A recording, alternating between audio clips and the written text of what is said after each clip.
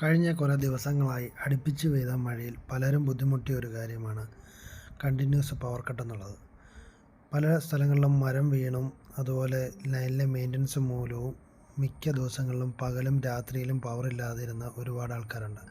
അവർക്ക് വേണ്ടിയിട്ട് ഏറ്റവും ഉപകാരപ്രദമായിട്ടുള്ള ഒരു സിസ്റ്റമാണിത്. ഇത് വരുമ്പോൾ ലിഥിയം ബാറ്ററിയിലാണ് വർക്ക് ചെയ്യുന്നത്. നമുക്ക് ആവറേജ് ഒരു 750-800 വാട്ട്സ് വരെയൊക്കെ ഇതിൽ ലോഡ് ചെയ്യാൻ പറ്റും.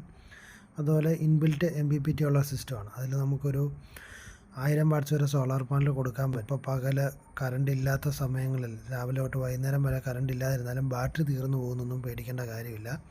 നമുക്ക് സോളാർ പാനൽ വെച്ച് സോളാറിൽ നിന്ന് തന്നെ നമുക്ക് ചാർജ് ചെയ്ത് ഉപയോഗിക്കാനും പറ്റും. അത്യാവശ്യം ഒരു 2 സോളാർ പാനലൊക്കെ വെക്കുകയാണെങ്കിൽ പകലത്തെ ഉപയോഗങ്ങളും അതിൽ പോകുന്നതായിരിക്കും. ഒരു പാനലാണെങ്കിൽ നമുക്ക് അത്യാവശ്യം ചാർജിങ് കാര്യങ്ങളൊക്കെ നടക്കും. 2 പാനലാണെങ്കിൽ പകൽ അത്യാവശ്യം വീട്ടിൽ അതിൽ കൊടുത്തിരിക്കുന്ന ഡിവൈസസ് വർക്ക് ചെയ്യിക്കാം. കൂടാതെ 5 വർഷത്തോളം നമുക്ക് ഇൻവെർട്ടറിനും ബാറ്ററിക്കും കമ്പനി വാറണ്ടിയും ലഭ്യമാണ്.